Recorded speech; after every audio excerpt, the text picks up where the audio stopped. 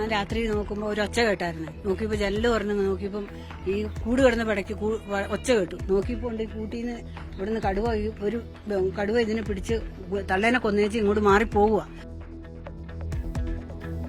കടുവ പിടികൊടുക്കാത്ത കാപ്പിത്തോട്ടത്തിൽ മയക്കുവെടി വെക്കാൻ തോക്കുമായി കാത്ത് വനം ഉദ്യോഗസ്ഥർ. 4 ദിവസമായിട്ടും ഭീതിക്ക് പരിഹാരമായില്ല. സഹികെട്ട് നാട്ടുകാർ.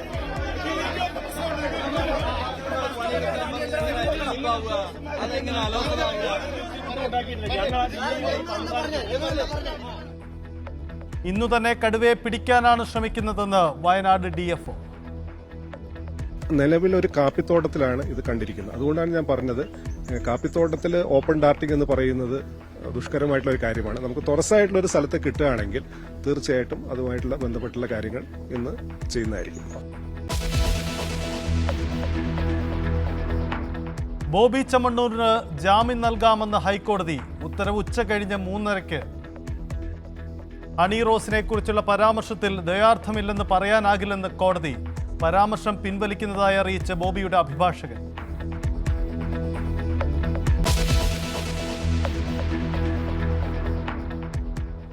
റഷ്യയിൽ യുവാക്കൾക്ക് നേരിടേണ്ടി വന്നത് നരകയാതന. കൂലിപ്പട്ടാളത്തിൽ കുടുങ്ങിയ മലയാളി യുവാക്കൾക്ക് നേരെ നടന്നത് ഡ്രോൺ ആക്രമണം. യാത്രാമധ്യേ ബിനിലിനെ മരിച്ച നിലയിൽ കണ്ടെത്തുകയായിരുന്നുവെന്ന ജെയിന്റെ വാട്സപ്പ് സന്ദേശം ന്യൂസ് 18.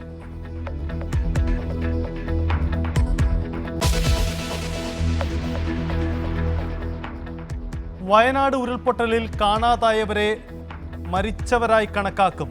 കണ്ടെത്താത്തവരുടെ പട്ടിക തയ്യാറാക്കാൻ നിർദ്ദേശം. ദുരിതബാധിതർക്കുള്ള ധനസഹായം നൽകാൻ പ്രാദേശിക സംസ്ഥാനതല സമിതികൾ രൂപീകരിക്കും.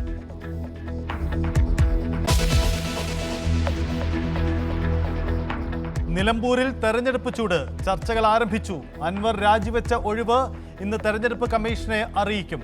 നിലമ്പൂരിൽ മത്സരിക്കാത്ത അൻവറിന്റെ ലക്ഷ്യം തിരുവമ്പാടി എന്ന് സൂചന.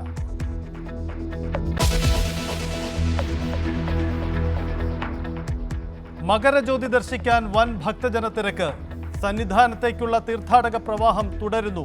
ഒരുക്കങ്ങൾ പൂർണ്ണം. ജ്യോതി ദർശനം വൈകിട്ട്. കർശന സുരക്ഷയൊരുക്കി പോലീസ്.